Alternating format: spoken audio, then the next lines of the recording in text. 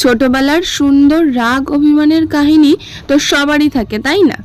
আর যার রাগ অভিমানের কাহিনী আমাদের সবারই কিছু না কিছু জানা, আমাদের ছোট্ট গোপাল। তো আজকে আমি গোপালের কোনো হাসি ভরা মুখ আঁকছি না, বরং তার একটা প্রচণ্ড রকম অভিমানী মুখ ফুটিয়ে তোলার চেষ্টা করছি। তো চলো দেখি কতটা কি করা যায়। তো তোমরা ভিডিওটা একদমই স্কিপ করো না, কারণ ভিডিওর লাস্টে আমি সবার রিয়াকশন দিয়ে দিয়েছি। ছবিটা কমপ্লিট হয়ে গেছে, এবার আমি এটা ফ্রেমের মধ্যে সুন্দর করে সেট করে দিয়েছি।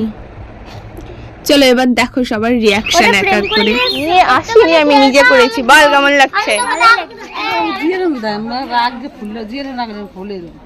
আমার তো পুতুলের মতো লাগে। ওরে ভালো লাগছে, খুবই সুন্দর লাগছে, হেব্বি সুন্দর লাগছে, কিন্তু রাগটা সেই লাগতেছে। ঘুমে রয়েছে, গাল ফুলাইয়া, টোট ফুলাইয়া, বাসি বুঝি থুইয়ে ঠইয়ে, বাসি বুঝি কোটো করে থুইয়ে রাগ হইছে। কি কেমন করলি তুই এই রাগ?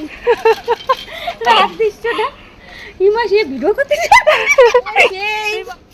গোপু সোনাকে খুব ভালো লাগছে, সবাই ওকে লাইক করে দিও। ওরে দেখ মনে হচ্ছে কি যাই বাসি বুঝি ফেলাই দিয়ে 10 ঘন্টা একটানা খাটার পরে যখন সবার থেকে এরকম রিয়াকশন পাই, সত্যি মনটা খুব ভালো হয়ে যায়। তখন সবার রিয়াকশন তো মোটামুটি শুনলে, এবার তোমরা বলো তোমাদের ছবিটা কেমন লাগলো।